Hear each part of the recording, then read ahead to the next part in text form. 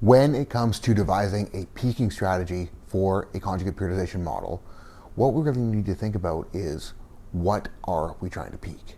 And I'm going to start this by talking about linear periodization because what we're trying to accomplish with conjugate kind of comes more clear when we understand traditional peaking.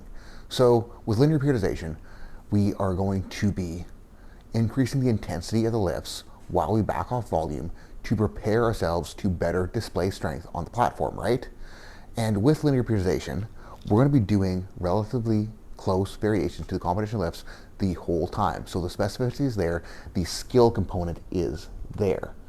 With conjugate periodization, on the other hand, we're going to be hitting heavy stuff pretty much year-round, pretty much the whole time. So it's like we don't need to worry about increasing our ability to display strength. We don't need to worry about whether or not we can grind a 1-rep max lift. We don't need to worry about whether or not a bar will feel heavy on our backs or in our hands because we're handling heavy weights all the time. What we're not doing though with most implementations of conjugate periodization is that because we're handling heavy stuff year round, we're probably going to implement some degree of variation in our heavy lifts, so we might not have the skill component, we might not have the specificity component nailed down completely if we were to ask ourselves to get onto a platform right in the middle of a training cycle. We probably would be able to grind our asses off on the lifts, and we probably would be able to display a relatively high level of technique, but we might be leaving pounds on the platform simply because we are not all the way there in the skill aspect, in the specificity aspect. So when we're peaking with conjugate periodization, our biggest concern is going to be making sure that we increase specificity and that we peak ourselves in skill as we get towards the meet. And again, we don't want to overshoot things, we don't want to blow our load, and we don't want to burn ourselves out by being too specific too many weeks in a row. But a strategy that I like to employ with conjugate, or a concept that I like to employ, is what I call peaking technically. And I wrote an article on Elite years ago when I first kind of started using this framework and using this concept. So what I will typically have lifters do is further out from a meet, if we're doing a more West Side-ish implementation of conjugate, if we're using the West Side type method. Last video talked about methods versus models. So if it is looking more West Side-y, I will use variations that are further from the competition lifts, further out from the meet, and then I'll get closer and closer and closer as the meet approaches.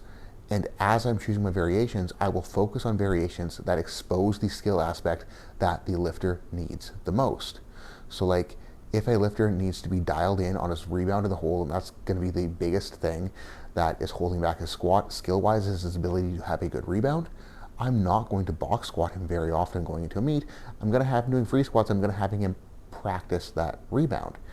If what a lifter needs the most on their bench is their ability to stay tight in the bottom end, I'm probably not going to board press him a ton into the meet. But I'll probably rotate through variations that are full range that will possibly challenge his bottom end tightness even more. So I'll probably use some bands. I'll probably use some chains. I probably won't use reverse bands that are going to make that bottom end easier, and it's going to take away the need to stay tight in the bottom. So it's all about kind of understanding the skill components of the lifts that we need to develop. It's all about understanding the lifter and what the lifter needs. And then with that, we can kind of challenge skill progressively and then challenge our ability to display skill through the variations as the meet gets closer. And a conversation that I had with one of my guys just now that really inspired this video is he was asking about, does the taper have less of an effect, more of an effect than the taper in linear periodization if we are training conjugate? And in my experience, the taper has far greater of an impact on our ability to display more strength on meet day with conjugate periodization. And that is simply because with linear, as we're peaking, we're going to be pulling back volume as we increase intensity. With conjugate, we're not really going to be pulling back volume at all right until the very end, and we're going to be carrying a relatively high level of fatigue all the way through the training cycle.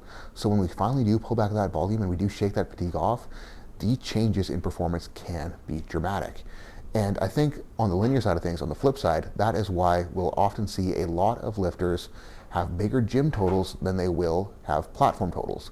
And that is because with linear, as they're tapering volume back, as they increase intensity through their training cycle, it's like they're almost peaking themselves to perform in the gym And then because they peak themselves to perform in the gym, it's hard to find more on the platform, and oftentimes they'll overshoot in the gym and sacrifice their platform total because they're trying to put more on the bar in the gym.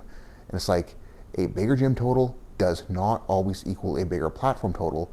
And when I'm peaking guys with Conjugate, I often try to set them up so their last heavy lifts are in a very fatigued state so that they can hit those heavy lifts while being fatigued and go, hey, if I can handle this well while I'm this smashed, think about how well I'll be able to handle it when I'm fresh. And that can be a way to build confidence if a lifter is mentally strong. That's not the best strategy to use if a lifter is not mentally strong, because if they cannot conceptualize the fact that they are fatigued and that will impact performance, they might just think they're weak, and that will not help them on the platform. But if a dude can wrap their head around being impacted by fatigue and can wrap their head around expecting to feel weaker because they are fatigued, it can be a tremendous strategy to make them confident when they have to go to that third attempt on meet day. Thank you for watching, guys. Appreciate the heck out of you watching this. So if you got something out of it, tell your friends, spread it around. Let's get this channel to grow. And thank you again. Don't be afraid of training.